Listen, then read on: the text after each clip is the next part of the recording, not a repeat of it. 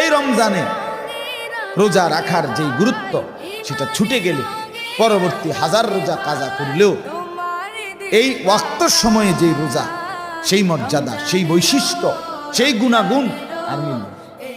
আমাদেরকে হাতছানি দিয়ে ডাকছে, সেটাই মাহে রমজান। প্রতি বছর একবার আল্লাহ বলে, আল্লাহ বান্দা ঠিক আছে 11 মাস তো কদর করলাম, ঠিক আছে যাও 1 মাসে কদর করো।